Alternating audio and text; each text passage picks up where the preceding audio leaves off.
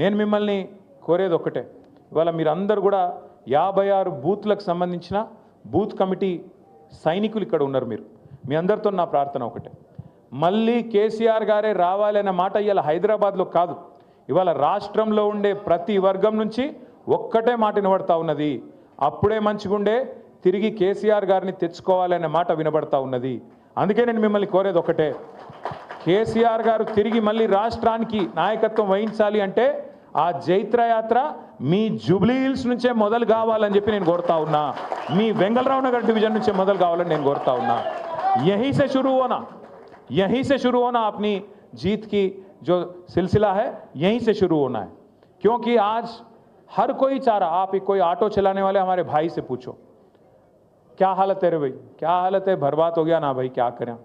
मैं 2-4 महीने पहले मैं आ रहा था कहीं असेंबली से, मैं पार्टी ऑफिस आ रहा था, आते आते बीच में वो बंजारा हिल्स के पास लाइट, रेड लाइट आया तो रुक गया मैं.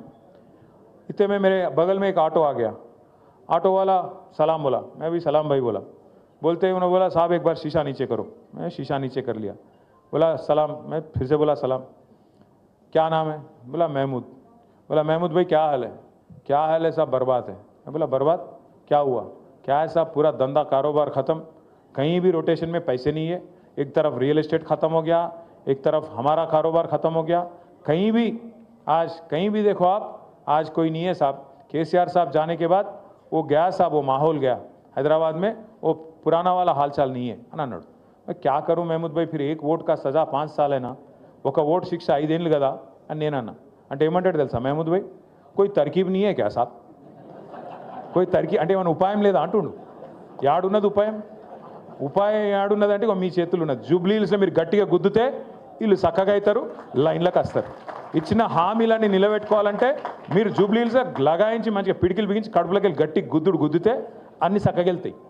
తులం బంగారం వెళ్ళాలి, 2500 రూపాయలు వెళ్ళాలి, ముసలోళ్ళకు 4000 పెన్షన్ వెళ్ళాలంటే మీరు ఇప్పుడు మళ్ళా అటు ఓటేసి మళ్ళీ ఇటు అడిగినాం అనుకో, రేవంత్ రెడ్డి ఏమంటాడు, మాకే ఓటేసారు జూబ్లీ హిల్స్ ప్రజలు, మేము ఒక్క హామీ నిలబెట్టుకోకపోయినా, అన్ని లంగ మాటలు చెప్పినా, అన్ని దొంగ మాటలు చెప్పినా, జూటా మాటలు చెప్పినా నాకే ఓటేసారు, కాబట్టి వీళ్ళకి ఇచ్చేదేమన్నది లేనేలేదు.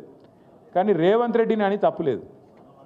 రేవంత్ రెడ్డి అనేట ఆయన చాలా నిజాయితీ గల్ల మోసగాడు. ఆయన ఏ మాట కామాట చెప్పుకోవాలి పోయి, ఎందుకంటే ఆయన ముందే చెప్పిండు, ఎలక్షన్ ముందే ఏం చెప్పిండు, ప్రజలు మోసం చేసేటోళ్ళనే నమ్ముతారు, మోసగాళ్ళనే నమ్ముతారు, అందుకే మేము మోసం చేస్తామని చెప్పిండు. పాపం ఆయన చాలా నిజాయితీ గల్ల మోసగాడు, ఆయన అన్ని తప్పు లేదు.